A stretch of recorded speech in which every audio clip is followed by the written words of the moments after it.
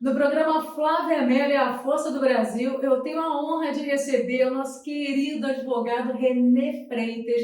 Ele é especialista, gente, em violência contra a mulher e em muitas outras áreas. Renê, é um prazer recebê-lo aqui no nosso programa. Flávia, eu que agradeço a oportunidade de conversar com você e com todos os seus admiradores, espectadores. Estou aqui aberto para tirar todas as dúvidas e colaborar naquilo que for possível.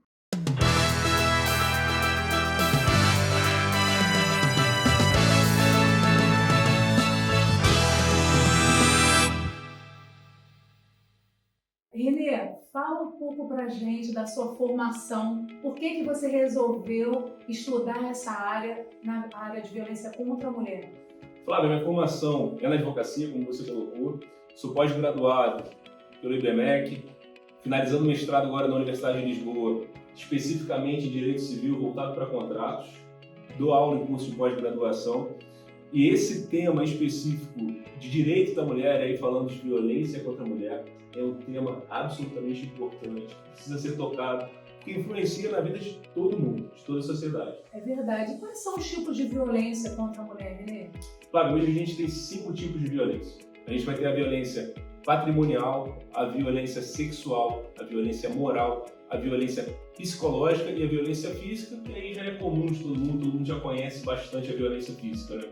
Só que esses outros tipos de violência, a psicológica, a moral e principalmente hoje a patrimonial, a gente precisa tocar nesses temas, precisa conversar sobre esses temas para a sociedade evoluir como um todo. É verdade. Vamos começar pela violência psicológica.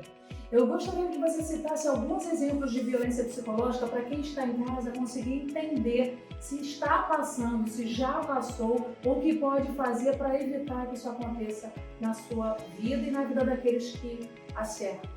Flávio, você sabe que a violência psicológica aumentou muito no período agora de pandemia. Ela vem saindo mais, vem aparecendo mais. Parece que há uma modificação ali da violência que antes era praticada. Comumente, historicamente, a violência mais praticada era a física, só que a física deixa vestígios, deixa marcas invisíveis, e a violência psicológica não. E ela machuca tanto ou até mais quanto a física. E aí quando você vai nos aspectos ali de quais são os exemplos, como a gente pode encontrar esse tipo de violência, a própria palavra ela já te ajuda a decifrar o que seria isso. É aquela violência que afeta a mente da mulher, que vai no íntimo dela, que cutuca a infância dela, que não permite com que ela haja como deveria agir. É aquela palavra mal colocada de maneira maldosa, que não deixa que ela evolua, que ela seja quem de fato ela é.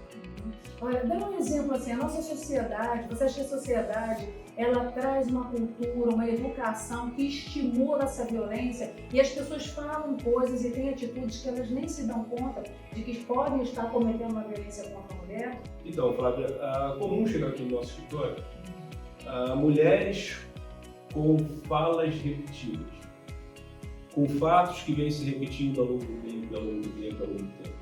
Isso é uma característica crucial de que a nossa sociedade passa a ter um comportamento que a gente pode dizer que é padrão, mas é de uma escala muito grande, que a gente precisa tratar, precisa cuidar desse tema. Quando a gente vai olhar o nosso dia a dia, é comum a gente ver comportamentos sociais atuais que não deveriam ser mais tolerados e que, infelizmente, às vezes a gente mesmo repete no nosso dia a dia, sem saber quão nefastos são. Vou te dar um exemplo. É muito comum numa mesa, numa conversa entre amigos e amigas, você vê a seguinte frase, depois de uma separação de um casal de amigos. Mário, a gente terminou o casamento e ele me deu 2 casas. Isso é muito comum. É muito comum no ambiente masculino a gente ver um homem falando, poxa, eu terminei com minha mulher e dei 2 casas para ela. Quando a gente vai ver a história do casal, eles construíram ao longo da vida 10 casas. Mário não deixou, Mário não deu 2 casas para ela. 5 casas são dela e 5 são dele. O que há ali é uma violência ao direito de propriedade da mulher, que a gente vai repetindo nas conversas de bares, a gente vai reproduzindo esse não direito e vai perpetuando o estado de coisas que eu acho que não cabe mais. A gente precisa ter alertas mentais de quando verificar algum tipo de injustiça, levantar a mão. Isso é bom para todo mundo. Para mulher e para homem. Vejam que homem produz filhas, homem produz mulheres. homens são fruto de mulheres. Quando a gente vive uma sociedade onde há uma paridade de armas, uma paridade de comportamento, é bom para todos. Exatamente. Agora, quando você fala sobre a questão da divisão desse patrimônio, existem muitos casos que a mulher fica em casa cuidando dos filhos e o homem sai para trabalhar. E a construção desses bens, muitas vezes o homem diz: eu construí, eu trabalhei, então esses bens são meus e eu vou dividir com quem ficou em casa cuidando dos filhos e não saiu trabalhar. Como essa relação é vista? Então, explica pra gente. A gente volta de novo ao traço histórico. Quando a gente está no relacionamento entre homem e mulher, a história social influencia muito no comportamento ainda atual. Então você tem um histórico de homens saírem ao mercado de trabalho para conseguirem o dinheiro para levar para dentro de casa e numa contrapartida a mulher cuida da casa e educa os filhos. Esse é o histórico que a gente tem e que ainda é a grande parte da sociedade construída dessa forma. E aí vem algumas sinalizações que são absolutamente importantes. Olha, primeiro, quando as pessoas se unem, aí elas casam ou traçam uma união estável. Seja por um contrato ou pela união estável, você tem ali um acordo de vontade. Você tem um trato firmado entre o homem e a mulher. E se eles acordaram lá atrás que um sai para trabalhar e o outro fica em casa cuidando dos filhos, e esse acordo foi respeitado, tudo que aquele casal conquistou é 50% de cada um. Isso precisa ser respeitado. Há mais do que isso. Independente de ser homem ou mulher, quem fica em casa cuidando dos filhos tem como consequência um currículo profissional em branco. No nosso livro da vida, que a gente vai falar de aspectos pessoais, profissionais, de relacionamento, de casal, a gente tem várias páginas. E quem fica em casa e abre mão da vida profissional fica com essa página em branco. Flávio, você 10 anos depois do relacionamento, buscar o mercado de trabalho com um currículo em branco te dificulta muito. Com certeza, com certeza. E isso não está equilibrado, isso a gente não encosta nessa ferida. E eu volto a dizer, é tanto para o homem quanto para a mulher. A gente precisa passar por um ambiente de privilegiar quem dá valor ao que mais tem de valor, que são os filhos. Parece que a gente não cuida disso. Parece que aquele que abdicou da vida profissional para cuidar dos filhos só carrega peso. A gente precisa modificar esse olhar. Vou te contar uma coisa. Quando chega currículo para ser examinado, o currículo de quem ficou em casa cuidando dos filhos, ele é desmerecido. Uma sociedade que busca evoluir deveria valorizar muito aquele currículo. Olha, essa pessoa ficou em casa, cuidou dos filhos, está educando uma sociedade melhor para nós, chegou a hora de ter a volta. A gente precisa puxar essa pessoa na frente de todas as outras, mas não é o que acontece. Essa pessoa talvez passe o resto da vida sem conseguir se colocar no mercado de trabalho. O René, ele destaca essa área porque, além de advogado, ele também é educador, ele é professor. E como professor, você sabe a importância de você educar, principalmente desde criança, para que essa cultura de violência também contra a mulher, de violência uns contra os outros também, se modifique. Então, por isso, René, eu fico pensando aqui, né? Por conhecer esse seu lado profissional, essa valorização que você traz para as pessoas também que estão cuidando dos filhos, para as pessoas também que educam, porque a gente também vê muitos lares sendo desfeitos por crianças mal educadas, por crianças que tiveram a ausência total dos pais ou de cuidadores que direcionassem eles para uma vida melhor. E aí lá na frente, essas pessoas também, essas crianças, lá na frente irão ter uma formação adulta onde elas poderão nem estar mais no meio da nossa sociedade. Ou perderam a vida porque não foram bem direcionados ou estão presos em cadeias. Ou construindo uma sociedade mais falha, uma sociedade, às vezes, a gente não gosta muito de utilizar esse termo, mas em algumas situações mais machistas, eu posso utilizar esse termo? É uma sociedade que precisa se aprimorar, precisa evoluir. Melhor. Porque a gente está na fase do aprimoramento. Não é mais tolerável a gente chegar na fase que está sem olhar para o treinamento de base da primeira etapa de vida do ser humano, seja ele homem ou mulher. Então, me dá um exemplo. Nós estávamos conversando aqui nos bastidores, ele deu uns exemplos assim bem bacanas e eu achei, quando você falou da situação do homem com a mulher, o homem tem uma filha não é? E aí, qual é a primeira coisa que geralmente alguns homens fazem? Que é uma máxima popular, né? É a máxima popular. Antes disso, já tem uma prática hoje que é social, né? Do balão azul e do balão rosa, né? Toda uma expectativa hoje criada para descobrir se é menino ou se é menino. E aí, super saudável isso. Quando vem a figura feminina, quando o balão é rosa, é comum, é natural, o homem, a própria mulher, o pai, a avó, falar o seguinte: olha, é menina, já vou comprar uma arma. Soltou essa frase, nesse mesmo momento você coloca numa gaiola tanto o homem quanto a mulher, ou confirma uma gaiola mental. Por que isso? Você diz, você exterioriza que o homem defende a mulher através da violência. Você, numa outra ponta, diz para a mulher que ela não é capaz de se defender sozinha. Você tira dela a coragem para viver. Você coloca ela refém de um homem. Ela precisa de um homem armado para prover a liberdade dela. São vários comandos negativos que essa brincadeira, ainda enraizada na nossa sociedade, produz. Por que repeti-lo? Há momentos de evoluções, vamos evoluindo enquanto sociedade. E esse é um ponto importante. Não é só essa fala, não, tem outros. Dá um exemplo pra gente. Muito comum. A menina não tanto, mas o menino sim. O homem não chora. Para. Você produz um homem escravizado a não sentir e não desabafar com suas emoções. Aí, um comando feito na primeira infância dele, que ele só pode interpretar aquilo de uma maneira infantil, porque ele é uma criança, a depender de como ele fixa aquilo na memória, ele vai até os 80, 90 anos de vida reproduzindo que o homem não chora, ele passa uma vida sem chorar, exterioriza a sua angústia de uma outra forma. Aí pode ir para o álcool, pode ir para as drogas, pode ir pela própria violência, vai para uma depressão. Então, comandos infantis precisam ser melhor examinados por nós antes de soltar. Vou te dar um exemplo. Provavelmente, se eu perguntar o que você almoçou na semana passada, na terça-feira, você vai lembrar? Não, vou saber, não vou lembrar.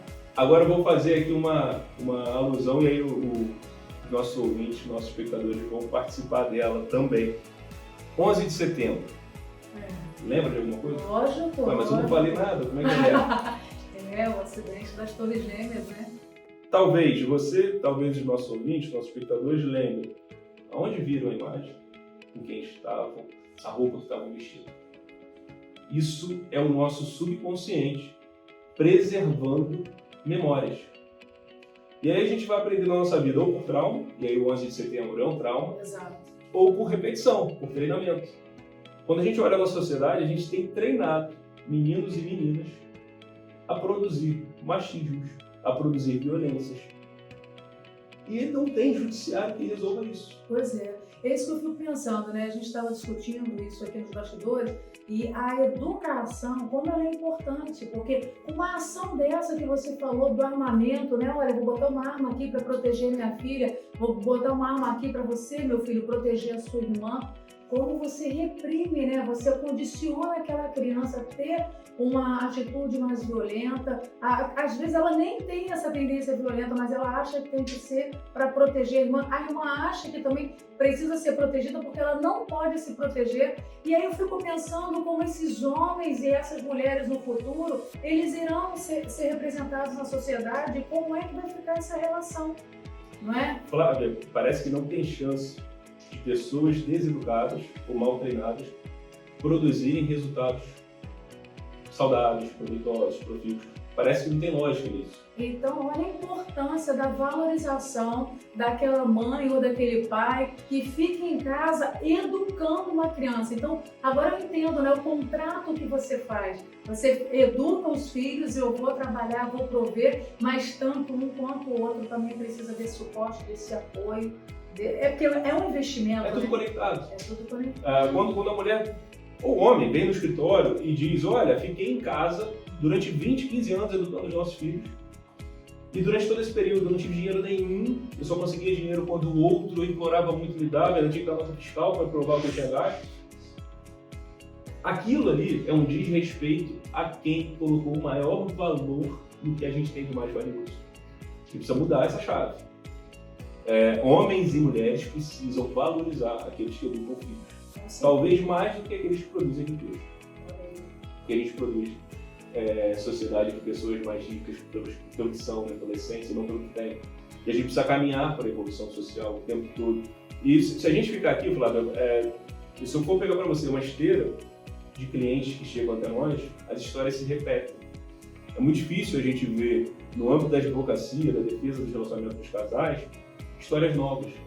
Só muda o nome, só muda a residência. Mas os atos vêm se repetindo. E o que é muito característico são pessoas mal resolvidas com elas próprias. Ora, se o cidadão não está bem resolvido com ele, qual é a chance dele ter um bom relacionamento com alguém de fora? Se ele não consegue... Todo mundo acha que tem uma pessoazinha desse lado, outra dessa, que fica falando no seu ouvido o tempo todo e a gente fica numa eterna contradição de vida como nós mesmos. Se nós não podemos chorar, se nós não temos coragem de enfrentar o mundo, se o outro me defende pela violência, não tem poder judiciário que resolva, claro. A gente vive hoje tempos de evolução do ponto de vista do poder judiciário, do ponto de vista do legislativo. A gente reclama muito do nosso Congresso, mas houve uma legislação aprimorada nos últimos anos. A Lei Maria da Penha é uma prova disso. Mas não há Lei Maria da Penha que resolva 220 milhões de habitantes que hoje nós temos no Brasil e não estão aprimorados com respeito pelo próximo. É verdade. Agora, Renê, eu quero que você fale uma coisa pra gente aqui. E o caso daquela mulher que sai para trabalhar, ela ganha um salário maior do que o homem e sofre violência psicológica por causa disso. Conta um pouco essa história pra gente aí. Como que isso funciona? Flávio, vou complementar a sua pergunta. Não é só a violência psicológica que a mulher sofre. O homem pratica um ato de violência em razão de um trauma de infância. Como é que os homens são criados? Como é que as crianças são criadas, os meninos? Eles não são treinados para receberem menos do que as mulheres. Tudo que filho quer fazer é honrar pai e mãe. Em regra, filho ama pai e mãe. Se o seu pai e a sua mãe te educaram a nunca receber menos que uma mulher, você vai passar a vida honrando aquilo. Então, a mulher que está ao lado de um homem passa a ganhar mais do que ele, torna aquilo para ele um problema de vida. Olha... Ou seja, o problema do casal, a mulher vai sofrer uma violência de um homem que está internamente se violentando por honrar pai e mãe em razão de um comando de infância errado. Sempre que a gente falar desse ponto, Flávia, eu vou traduzir isso para uma infância que precisa ser melhorada entre nós. Isso passa por políticas públicas também. Não adianta a gente querer fugir da realidade de um país que experimenta a pobreza. Pós-pandemia, o mundo todo, e não é só o Brasil, vive uma pobreza muito mais alastrada, muito mais severa. As pessoas hoje brigam para ter comida. Então eu não posso reclamar que aquele pai que luta para botar um arroz e feijão na mesa tem a capacidade de educar tão bem o filho. Não estou falando de pobreza que educa ou deseduca. Estou falando que não tem como você mirar aperfeiçoamento de treinamento quando a pessoa não tem para sobreviver. E aí entram as políticas públicas. A gente precisa pensar em formatações que a primeira infância, que a escola, colabore no treinamento de pessoas que se respeitam. A gente precisa disso. Perfeito. E a família também, né? Muito, muito. A família também. Mas a família precisa ter o apoio das políticas públicas. Porque, Flávio, é muito difícil você pedir para um pai, para uma mãe, que sofreu todos esses traumas, educar o filho de uma maneira diferente que ele foi educado. Nós somos reprodutores de treinamentos que nós recebemos. Se você, Flávio, por acaso, teve um treinamento muito bom na infância, possivelmente você vai levar isso para os seus filhos. Verdade. Mas é muito difícil você pedir isso de um pai e de uma mãe que não foi educado nesse caminho. E aí vem a necessidade do Estado colocar a mão para colaborar para uma evolução social. Eu, Renê, particularmente, sou muito contrário a um Estado grande, chato, mas em alguns aspectos ele precisa chegar de maneira eficiente, eficaz. E essa ponta é uma ponta de formação. Aquela máxima que a gente ouviu dos nossos avós, pau que nasce torto no ensino direito, a gente precisa ir lá na raiz dele. Na endireitada. Para já vir ele subindo reto. Senão não adianta a gente investir dinheiro em Lei Maria da Penha, em programas de atenção à mulher que de alguma forma sofreu violência. Hoje as delegacias especializadas elas crescem, mas falta treinamento capacitado ao profissional. O profissional que está na delegacia tem todos os traumas que a sociedade tem. Pois é. Então, na hora de abordar um assunto também, ele pode abordar de uma forma mais equivocada e sem se dar conta disso, não né? se dá conta. A gente aqui, por experiência, Flávio, tem visto quando a gente coloca a mão nesse tema e conversa tanto quanto com homem e com mulher, a surpresa é assim, faz sentido. Não tinha pensado nisso. Quer ver, Flávio, se a gente estiver passeando na rua e você vê um pai caminhando com o filho, talvez o íntimo seja que aquele pai está levando o filho no parque. Se você vê a mãe andando com o filho, a mãe está levando o menino no médico, está levando na escola. Isso é um desrespeito para os dois lados. É tanto para a mulher quanto para o homem. Por quê? O pai também tem responsabilidade e às vezes ele está exercendo a responsabilidade e ninguém valoriza ele. Exatamente. Então você desestimula ou não estimula um pai que pratica um ato. Aliás, também é elogiado, tá? Obrigação dele. Mas a gente precisa, o quanto máximo possível, chamar a atenção para boas práticas, as boas práticas dos homens e das mulheres. E não só olhar sempre do lado negativo, do lado negativo. Existem sim pais muito bons, pais muito legais, que precisam ser valorizados. Existem mulheres fantásticas que precisam ser valorizadas e, aliás, resgatadas. E elas precisam entregar mais do que já entregaram para todos nós, para a sociedade. Exatamente, porque nós estávamos conversando aqui, quando você tem esse equilíbrio dos dois lados, onde você divide as tarefas, onde você respeita aquilo que você acordou no casamento, onde um valoriza o outro, onde um respeita o momento do outro, onde um se comunica com o outro de forma respeitosa, cada um sabendo o lugar que pertence, né? Às vezes a mulher vai para o trabalho, ela ganha mais, o homem pode ficar em casa cuidando dos filhos, o que tem? Às vezes o homem sai também, ganha, a mulher fica em casa. Então, quando você tem essa valorização, você tem uma parceria, a vida fica mais leve, não fica? Agora, é um desafio, claro. É um desafio, mas a vida... É um desafio para todo mundo, porque todos nós fomos educados a ver o homem ganhando mais do que a mulher. Então, se eu estou no ambiente de conversa com amigos, e chega um amigo que ele ganha muito menos do que a mulher, ou que ele fica em casa cuidando dos filhos, e a mulher sustenta o lar, ele é tratado de forma jocosa por todos que estão ali. Olha, desrespeito, né? Não pode. Não pode.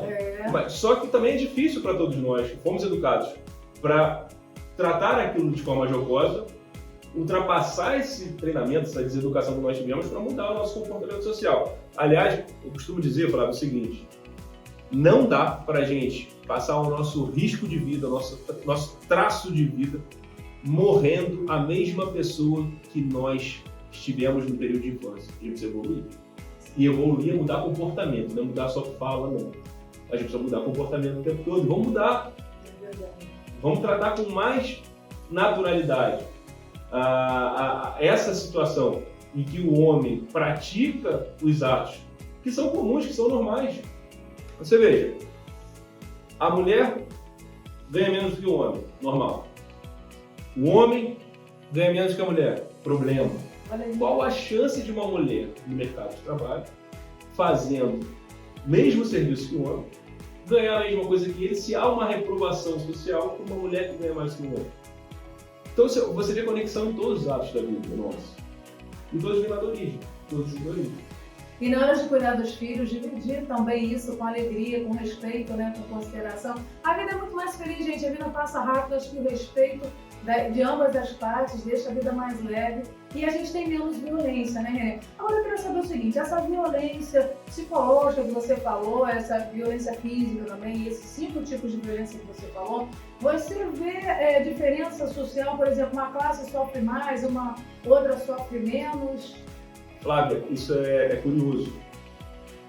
As pessoas que não conhecem o tema ou que não recebem o volume de demanda que a gente recebe com relação a esse tema, tende a acreditar que há diferença para quem está num bolsão de pobreza, para quem está numa rua de uma zona sul de um Leblon. Não há diferença, por incrível que pareça. Os comportamentos se repetem. E por que eu digo isso? Aqui no escritório, a gente presta muita assessoria pro bono é o gratuito, para mulheres que vêm através do meu Instagram. Aliás, quem quiser adicionar, o Instagram é @RenéSFreitas. Mulheres das camadas E, B e C se confundem com as da classe B e A no nosso Instagram e as perguntas são iguais, elas são recorrentes. E tem um outro aspecto. O Poder Judiciário não trata nesse tema com privilégio mulher de classe mais alta do que mulher, em detrimento da mulher de classe mais baixa, não. Aliás, o judiciário, nesse período agora de pós-pandemia, está absolutamente avolumado de ações com relação ao direito de família. Não consegue dar conta, por mais que os funcionários se esmerem, se esforcem, o volume cresceu muito. Então, não é um problema de quem vai numa defensoria pública demorar 3, 4 meses para ter uma decisão judicial, não. É também de clientes que patrocinam advogado privado. Há um problema hoje de um volume muito grande. É aquela história que eu te falei, do gato e do rato. A gente está produzindo muitos ratinhos na sociedade, comportamentos ruins, e não há dados suficientes para correr atrás desses ratos. A gente precisa pensar, aí, Flávio, vou trazer como exemplo a Agenda 2030 da ONU. Sair aqui do palco da mulher, da violência contra a mulher, do tratamento de infância de homens e mulheres, como a gente educa um e outro. Estou saindo daqui para ir para uma pauta da ONU, que é uma pauta mundial chamada Agenda 2030. Aí a ONU lá elencou tópicos específicos de como o mundo tem que chegar no ano de 2030, que está se avizinhando. Por exemplo, o que ele fala? Da área da saúde. Qual é o projeto que a ONU entende que os países têm que absorver para a área da saúde? Você não vê lá criar mais leitos, trazer novas técnicas de medicina. O que você vê é aumento de qualidade de vida.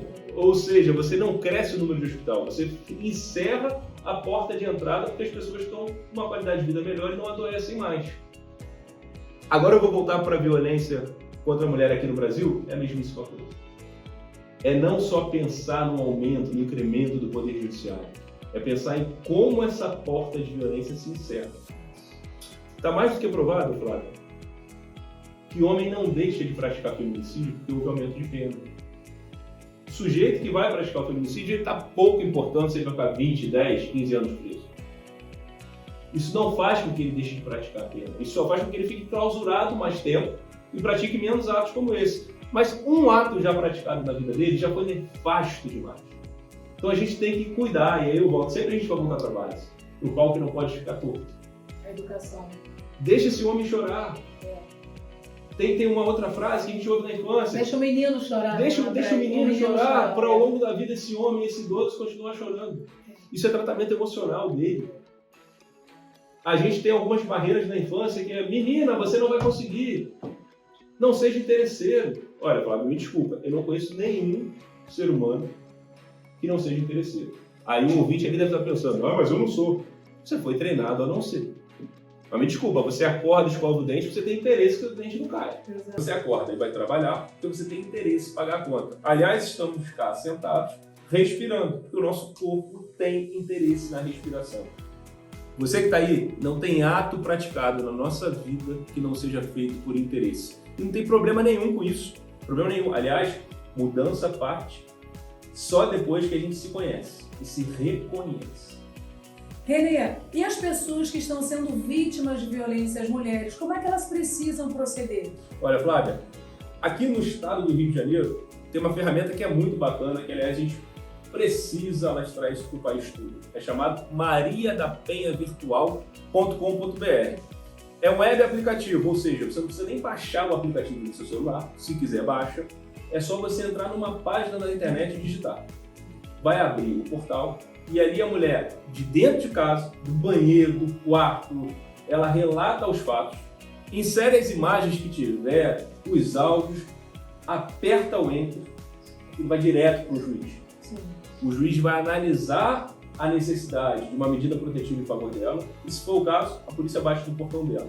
É muito bacana a ideia, mas... Isso que eu te perguntar. Está funcionando? A gente precisa aprimorar muito. Precisa. As pessoas não são capacitadas ainda, a gente não tem um holofote nesse tema. Aliás, o que você faz muito, muito legal. Parabéns por você abordar esse tema.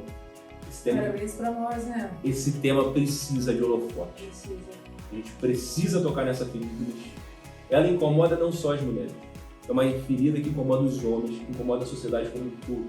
A gente precisa mexer. Não há homem que pratique violência contra a mulher que não esteja devolvendo para o mundo alguma violência praticada contra ele. E a gente precisa encarar os dois lados. Não é só jogar pedra em um. A gente precisa dar tratamento de verdade para os dois. Perfeito. Hoje, Flávio, a gente vê muita gente falando sobre violência contra a mulher, mas numa superficialidade que não muda o tema, que a gente precisa aprofundar para mudar a realidade que a gente vive. Pois é, Renê. E quem nunca sofreu essa violência, como é que pode ajudar essas pessoas, essas mulheres que passam por esse tipo de violência? Olha, por incrível que pareça, eu vou te falar que é difícil você encontrar uma mulher que não tenha sofrido violência. Talvez aí o nosso ouvinte, o espectador, fale, mas eu nunca apanhei. Estou falando de violência psicológica, patrimonial, moral. 86% das mulheres em 2021, uma pesquisa que o Senado faz a cada 2 anos, dizem ter sofrido ou sofrerem algum tipo de violência. Então é muito difícil você encontrar uma mulher que não tenha sofrido, mas aquelas que não sofreram e os homens que obviamente não sofrem podem ajudar muito. Sabe qual é o caminho, Flávio? Qual? Ouvir, se preocupar com o outro, exercer empatia.